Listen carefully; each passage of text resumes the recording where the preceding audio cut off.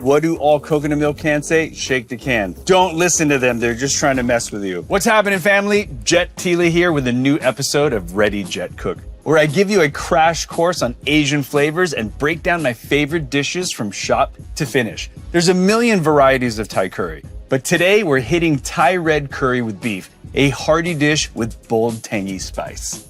Let's make some curry. So the world of curry is vast. We're going to narrow into Thai curry, but it's good to understand that the word curry or curry is a word that just means a spiced sauce. Indian curry and Thai curry, they differ in that all Thai curry begins with the trinity, which is lemongrass, Thai lime leaves, and galanga. The final ingredients determine the type of curry it becomes. So you add red chilies to it, you've just made red Thai curry. If you add green chilies, you've made green curry. Yellow curry and massaman are finished with some warm spices. Curry powder is a completely different animal, right? It is basically turmeric based. And then to that, there are other spices, but it's basically a dry spice mix. You add either coconut milk, stock, or water, and you have a curry or curry. Curry paste in the Thai context is a mix of herbs, garlic, and some spices, but mostly herbs. There are like 15 ingredients that go into a Thai curry. I could make that for you, but that's a totally different show. And this is gonna pair gorgeously with my beef and potatoes. Fish sauce is a whole nother universe of its own in the Asian market. As you can tell, there's literally about 15 different kinds here, and they vary basically by where they come from. And the big fish sauce countries are going to be Thailand, Vietnam, and the Philippines. They also vary slightly by like salinity, how big, how fermented they taste, how salty they are. Since we're cooking Thai food, let's stay with the Thai fish sauce. Thai fish sauce in general is kind of like the moderate in salinity and the moderate in fishiness. It's a really good kind of all-purpose fish sauce. Differences in fish sauce is similar to the difference in wine. You have red, which is a bigger flavor. You have white, which is kind of mild. Same thing here. Like Filipino fish sauce is gonna be bigger in flavor, more salty, more funky. Vietnamese is kind of in the middle, and I would say Thai is the most mild. Now, notes on buying fish sauce. I'm looking for a slightly amber color, very, very clear and translucent. That bottle of fish sauce in your fridge or your pantry that's turned totally opaque, it's time to freshen it up and get a new bottle. Fish sauce is simply 3 ingredients. It's anchovies, salt, and water. And once the anchovies ferment, the liquid clarifies, and then they strain it out, and that's all it is. So the sauce doesn't taste like anchovy. It's more like salt with a bunch of umami, but it does have a lot of funk in it, and that's what we really love about Thai food. Fish sauce is delicious, but a little goes a long way. And if you're not really going to commit to making a ton of Asian dishes, get the smaller bottle. I've got a bunch of other things I need at the market, but I'll see you back in the kitchen.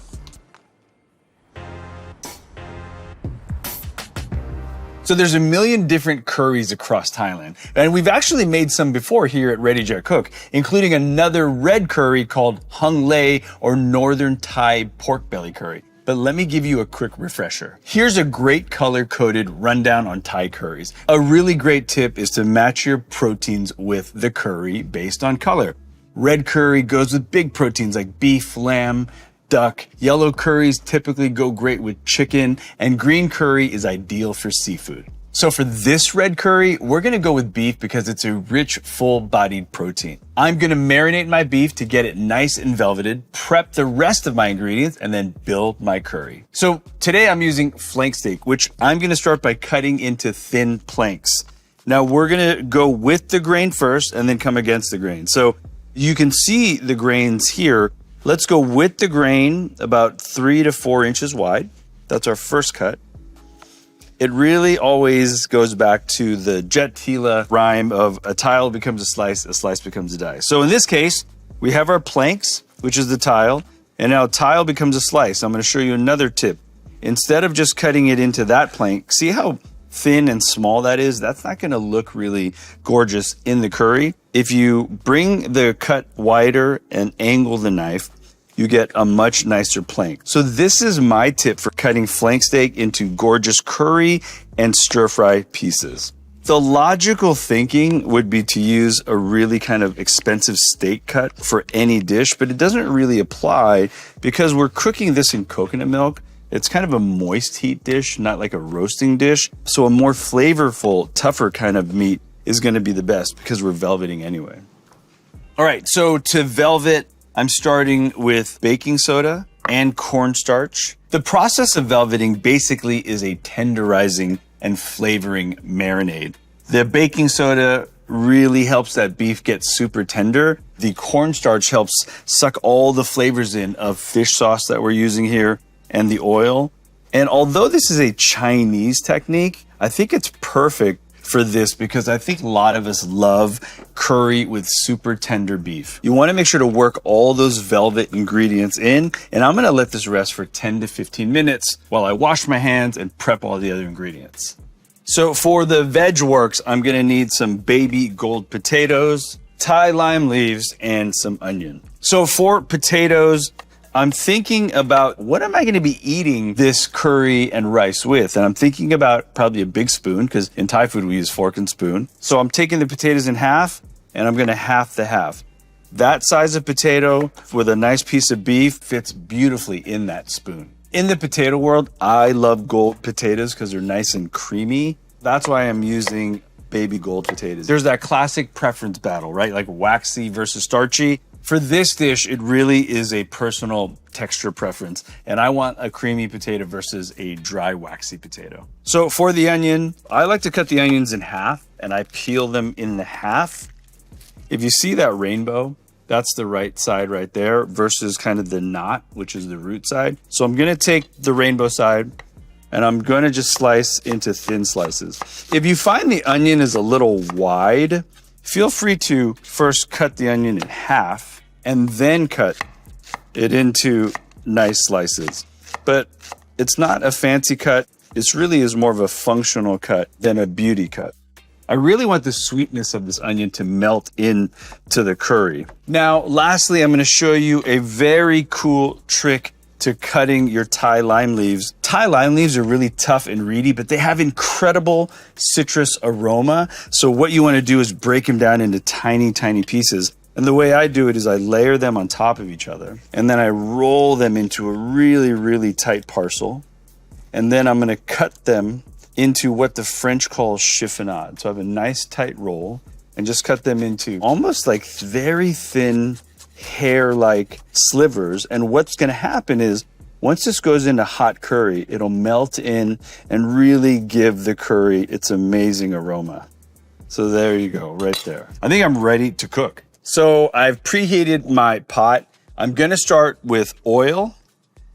I'm looking for a little bit of smokiness there. I'm gonna do half the onions, and then I'm gonna throw in all of the beef. So the idea is start browning that beef and really start caramelizing these onions.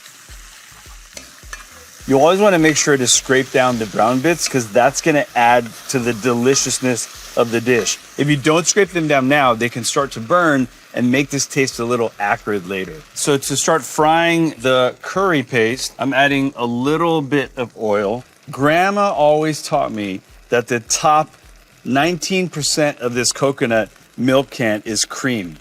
And she also said, don't shake the can. And what do all coconut milk cans say? Shake the can. Don't listen to them. They're just trying to mess with you. The reason I don't want to shake the can is I want to take this coconut cream and use it as a frying fat for the curry paste. So low-fat coconut milk really defeats the purpose of this dish. So this step of frying down the curry paste really is where all the flavor comes from. So what I'm looking for now is the curry to be the consistency of peanut butter, which is happening. The next thing I want you to visually look for is look straight down into that pan. You want to see that oil separation within that coconut milk. That means the coconut water is evaporating and you're left with that super fragrant coconut oil. Next, it's time for potatoes because these take a little bit of time. Let's get them in there. And let's also add our Thai lime leaves. Let's give that a stir. That looks fantastic. I wish there was smell-o-vision because this curry smells incredible. Next, these are the onions I kind of want a little texture from And that's why I'm adding them a little later. And we used what we call the head of the coconut milk. In Thai, we call it huakati, which is the cream. Now we're gonna use the tail, which is the full can of coconut milk. With this next can of coconut milk, I don't need the cream isolated, so I could do a tiny little stir and add it right into my pot. Let's give this a really good stir to combine all the ingredients and flavors. And the next step is just reduction. And all that means is I want to bring this to a full rolling boil. The boiling is going to help the water evaporate, and that's going to help thicken the curry. You want to make sure to be stirring every 5 minutes because you don't want this curry to stick to the bottom. So growing up in our family's restaurants, I was very proud to finally hit like the hot line and the walk line. And this was the dish that we would continually make all the time. So I remember it was a point of pride when I finally hit the station where I was putting out curries at our restaurant. In the restaurants, we will actually take the curry without protein all the way till it's semi-thick. So to order it, we'll just finish the curry with the protein, the spice level, and it's good to go. So I'm looking for a few visual things. Number one, I could see the line where the curry originally started, and I've reduced by about 10 to 15%. Number two, I'm gonna check the thickness by running a wood spoon in the curry. I'm gonna run a channel across. If the curry doesn't run across that channel, it is the perfect texture. The last thing is you wanna make sure those potatoes are cooked to your liking, and I've got all that here. So as for seasoning, remember, Thai food is 5 flavors: hot, sour, salty, sweet, savory. I've already got spice, which is hot in there. I've already got salt, which is some umami. We're just gonna boost up the rest of the flavors to really round it out. First thing is going to be sugar. And you always want to taste your curry before you season it because everyone has their personal preference on taste. So next is gonna be tamarind paste. I'm using a Thai bottled tamarind paste, not Mexican or Indian, because the Thai tamarind paste has a really fresh, sour flavor. The other types of tamarind can be really kind of dark and super sticky. This is gonna give you the freshest flavor. I don't want sourness, but I do want a hit of acid to kind of round out all the other flavors. Lastly, salt, which is by way of fish sauce. Now, I'm gonna add a few dots because I did taste this, and it's already like 60, 70%. It just needs that little extra boost to make it perfect. So I've got the perfect balance in flavor. I wanna add another hit of aroma, and that's why I'm using Thai basil. So these are those purple stem basil that has an incredible aroma of anise, and that's just gonna perfume this curry perfectly. And I'm adding it right at the end because they're gonna wilt pretty quickly. Leave a few leaves for your garnish though. I'm gonna work that in. They're going to perfume this dish perfectly, and I'm ready to plate up. And of course, I'm gonna serve this curry with a steaming, fresh cooked bowl of jasmine rice because it is the king of rice. So I've got a little mound of the rice in the middle. I wanna make sure to get a nice healthy amount of all of those potatoes and beef, basil, and onions. It's pretty perfect as it is, but to really complete the experience, put a few more basil leaves on top. I like to add a little bit of crunch with some fried shallots, coriander or cilantro, and do not forget to add a little bit more of that chiffonade Thai lime leaf. There it is, the perfect bowl of red curry, beef and potatoes over jasmine rice. So it's gonna be hot, so warn your guests to let that curry cool down a little bit.